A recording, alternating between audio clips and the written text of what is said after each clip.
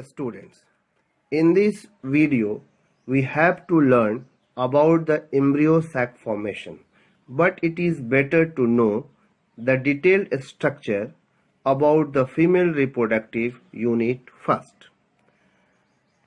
Female reproductive unit means pistil.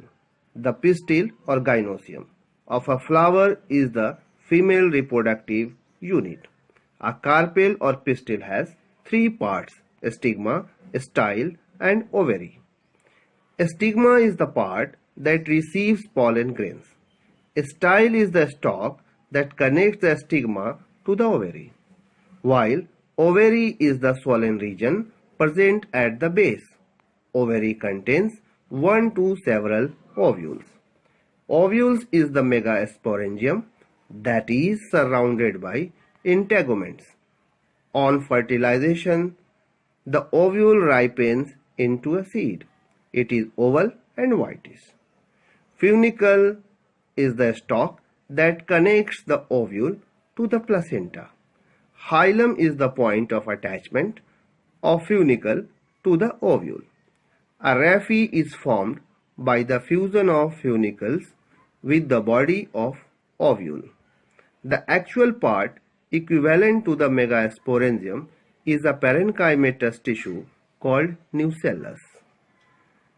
The nucellus could be thin or massive. When the nucellus is thin, it is called tenunucellate, as found in Compositae family. While the nucellus is massive, it is called crassinucellate, as found in Casuarinaceae family. On the basis of number of integuments, ovules are of the following types. Unitegmic. With one integument, it is seen in higher dicot like Compositae and Gymnosperms. Bitegmic. Ovules with two integuments. It is seen in monocot and primitive dicots like Cruciferae and Malvaceae. Tritegmic with three integuments like in Asphodilus. Ategmic without integument. This is seen in Santalum, Loranthus, Olex, etc. Place of origin of integuments is called chalaza. A pore is present in the integuments at the end opposite to the chalazal end. It is known as micropyle. A pore is present in integument. The inner region of integument may nourish the developing embryo sac. It is called as endothelium.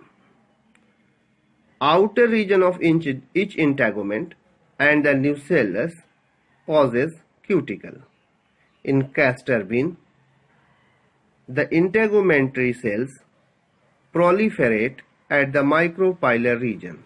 This forms a structure called the caruncle. It performs two functions. It absorbs water and helps in seed germination. It is made up of sugary substance and thus seed dispersal occurs by ants. Now let us talk about the forms of ovule. Orthotropous, erect. The body of the ovule lies straight and directly over the funicle. Hilum, chalaza, and micropyle lie on the same line, as found in Polygonum. Anatropous means inverted. The body ovule is inverted. The ovule is fused with the funicle. The fusion of the ovule with the funicle forms a ridge called raphe. Hilum and micropyle are close to the funicle. The chalaza is on the end opposite to the micropyle. It is the most common type of ovule as found in Ranunculus.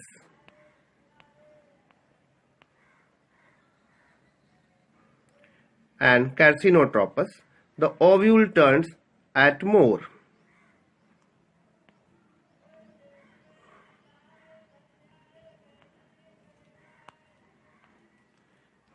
more than 360-degree angle. So funicle becomes coiled around the ovule. Example, Opuntia. Amphitropous, both the body of ovule and embryo sac are curved, as found in crucifers.